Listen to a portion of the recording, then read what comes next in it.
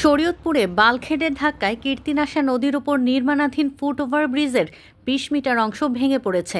তবে এতে একজন নির্মাণ শ্রমিক আহত হলেও বড় ধরনের হতাহতের কোনো ঘটনা ঘটেনি। বুধবার সকাল 8:30টার দিকে নড়িয়া লঞ্চঘাট এলাকায় এ দুর্ঘটনা ঘটে। দুর্ঘটনা কবলিত বালখেড সহ 2 জনকে আটক করেছে পুলিশ।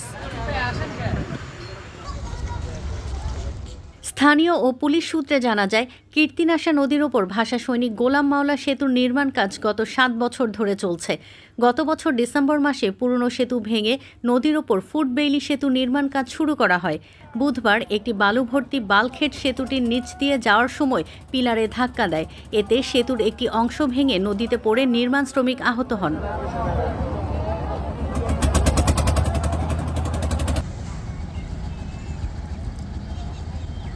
ঢাকা নড়িয়া সড়কের কীর্তিনাশা নদীর ওপর 28 কোটি 85 লাখ টাকা ব্যয়ে 105 মিটার আরসিসি সেতু নির্মাণ করছে এলজিইডি। নির্মাণ কাজ চলমান থাকায় যাত্রী পারাপারের সুবিধার্থে নদীর ওপর 100 মিটার ফুটওভার ব্রিজ নির্মাণ করছিল এলজিইডি। দুর্ঘটনায় ক্ষতিগ্রস্ত হওয়া ব্রিজটি সংস্কার করে চলাচলের উপযোগী করতে অন্তত 3 মাস সময় লাগতে পারে বলে জানিয়েছে এলজিইডি।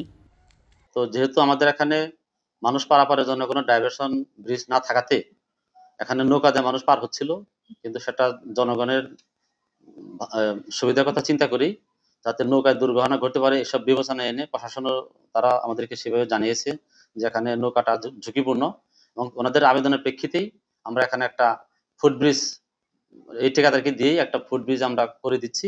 এবং সেই ফুটব্রিজটা 100 মিটার লম্বা, এর মধ্যে 5টা স্প্যানের মধ্যে 4টা স্প্যান ইতিমধ্যে আমাদের হয়ে গেছে, শুধু মাঝের একটা স্প্যান নৌকা পারাপারের জন্য আমরা রেখেছিলাম। তো এই স্প্যানটাতে আমরা কাজ করতেছি এবং 2 দিকে আমরা ওপেন করে দিয়েছি যাতে বাস ইজিলি যেতে পারে।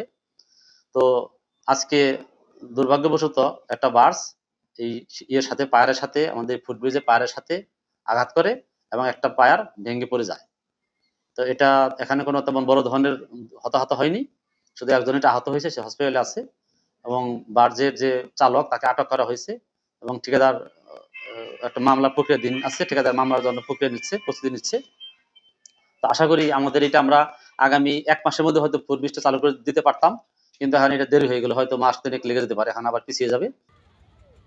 1.5 কোটি টাকা ব্যয়ে পায়ে হেঁটে নদী পারাপারের জন্য কীর্তিনাশা নদীর ওপর 100 মিটার ফুট ওভারব্রিজটি নির্মাণ করছে কোহিনুর এন্টারপ্রাইজ।